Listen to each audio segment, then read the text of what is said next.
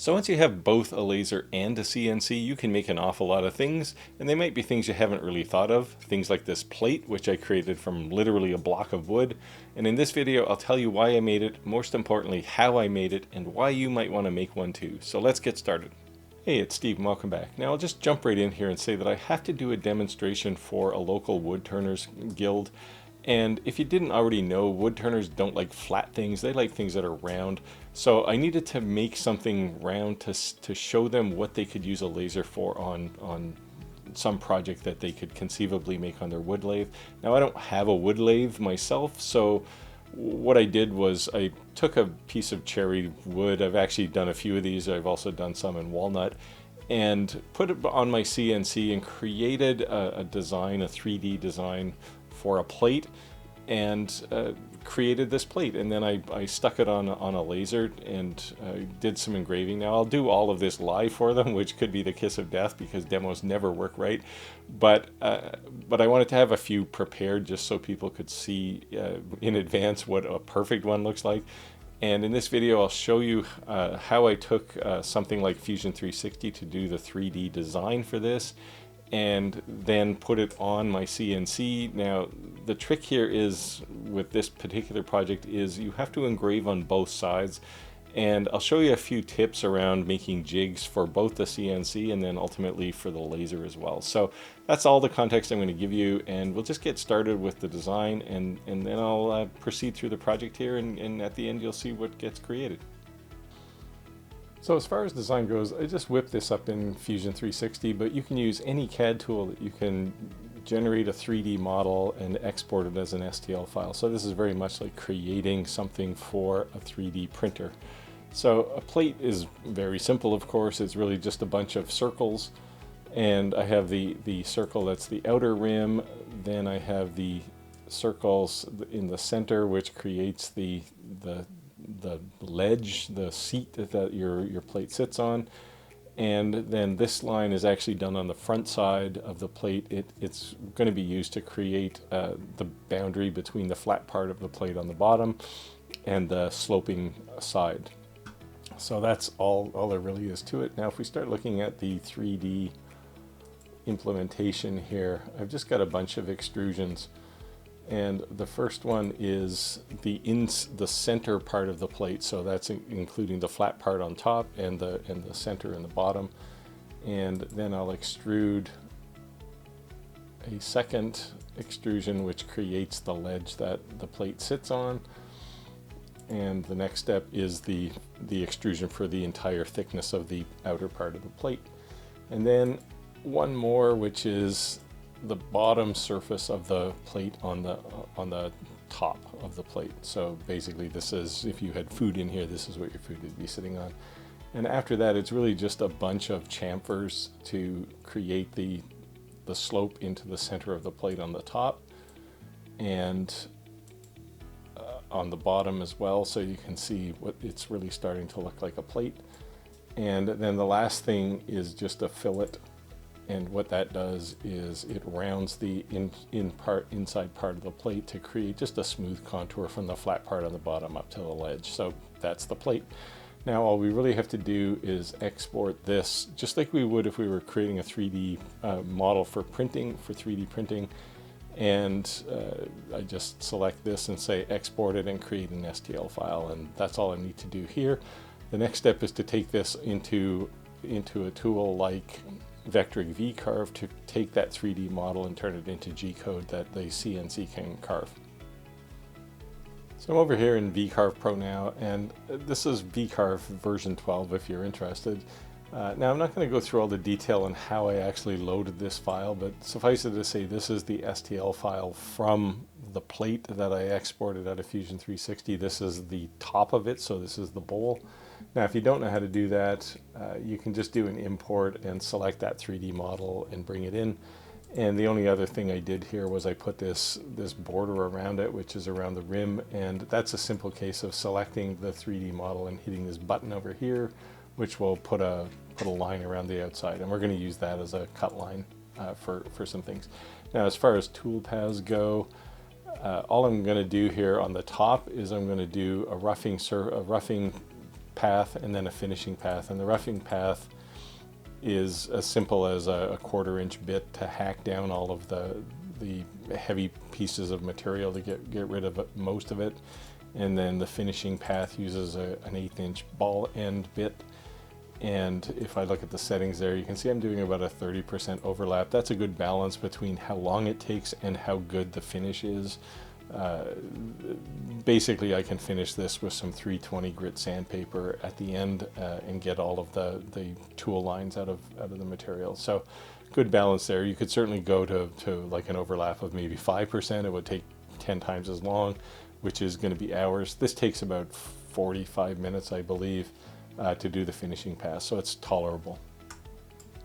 And once I do all of that, if I just look at what actually gets done here, and again, this is the top, and you saw the roughing pass and then the finishing pass, and it's a bowl. This is the top part of the bowl. Now, as far as the bottom goes, if I can find that one, same deal. I imported it, but now I've imported the other side. So when I brought the STL file in, I flipped it over to show the top, or the bottom part of the bowl rather, and you can see the outline of the pad, the foot.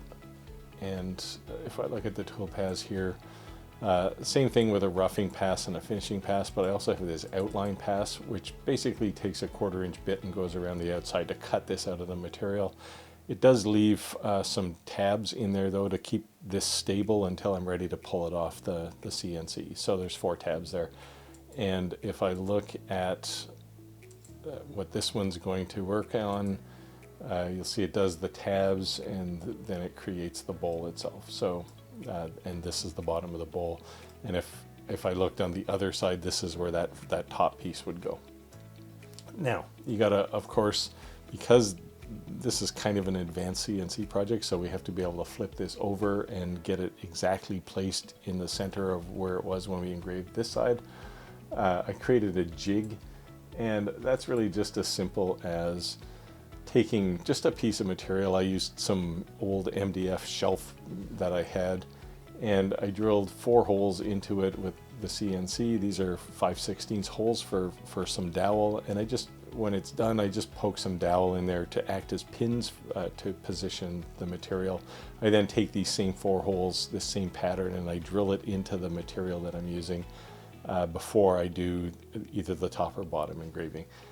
Now in this case, I actually did put a little hole here in the center. That's just an indicator, so if I ever remove this piece and I don't want to create a new one, I can position it back in, and I can just position the bit there as my 0. I'm doing center references from the center of the material, and that would allow me to reuse this if I wanted to. So that's all of the design. I exported all of this to G-code, and I'm going to send it over to my Onefinity Elite. But again, you can use any CNC where you can take G-code that's generated from something like VCarve and put it out to the material. Now, I did create 3 separate files here. Well, 4 technically. I created the jig, which is this piece. I created a thing called pattern, which is this jig, but it only drills as deep as the material I have because I don't want to drill extra holes in my material. And I do that first on the material. I mount it on here with the dowels, and then I load the bottom. I'm cutting the bottom first, and then I'll do the top once I flip it over and reposition it on the pins. So now we can actually manufacture the plate, and I mentioned I created a jig, and I started from just this scrap piece of MDF, and I'm just putting a rough center on it just so I know where the 0, is. I'm engraving from the center outward, and screw it down to the workspace, and then drill those 4 holes for the pins, and that creates the jig. Next, I'll lay down my material, and I'm using just the blue tape and glue method here, and I'll glue that onto my jig. Press it down with some CA glue and accelerant, and I did actually draw right-angled lines for the outer edges of the board just to kind of get it roughly in the right place. Drill the pattern, the bolt pattern, in so that I can use that when I flip the board over. I'll put some pins in there. You don't have to for this first side, but you can if you want. And lay those in. And now we're ready to do the cutting for the bottom part of the plate. So I'll just zoom through the cutting here because it's really just going around in circle a bunch of times. So you can see I did the roughing pass there, and then when I do the speeded up version of the plate, you can see how it comes out here. It looks pretty nice in the end and not a lot of sanding to do. So we're ready to now flip it over and do the other side. So with the bottom done, I flipped the board over and positioned it with the pins again so that I know it's exactly centered the way it was when I did the bottom. So I don't have to worry about any weird alignment. This is just a really nice way to make this happen. Now I'll skip the roughing pass and I'll just jump right to the finishing pass here. We're doing the inside of the bowl. We start in the center and I'll just jump to the end here as we finish up around the outside. And it comes out again just about ready to completely finish. We'll probably take some 320 grit sandpaper and now finish all of this off. Now there's one last thing I wanted to do here, which is the whole point of creating these plates in the first place, and that's to do a laser engrave so that I can show the wood turners guild how to actually use a laser to do something they can't normally do with a lathe. And I just created a small jig that handles two sizes, the bottom foot of the plate, and also if I flip it over I can do the outer ring. So I created the diamond pattern on the front and I'm putting my logo on the back. And I don't have to worry about alignment once I frame the jig with the Creality Falcon 2 Pro, which is what I'm using. And it comes out really nicely, and you can see the plates here. I did just an unengraved cherry one, and that's one I'm going to use for my live demo. Same with the walnut one, and then of course the one I engraved. So it came out really nicely, and you can do this too. Now this ability to take a CNC and do both sides of a piece of material to create a truly three-dimensional object is a pretty advanced topic when it comes to CNCs. Hopefully I've explained how to create that jig well enough that you can handle this yourself and create your own three-dimensional objects. But if you want to start with this one, I'll package up all of these files and I'll put it up on the member site, and members can certainly download this. If you really aren't a member and you don't want to become a member, just leave a comment down below and I'll kind of gauge the need here. But in general, if you do want all of these things without any kind of hindrance, click that join button. It's a couple dollars a month. It helps out the channel, and you get access to anything I do for this channel from a design perspective. So with that, I'll wind down and I'll say get out there, make your world, and I'll see you next time.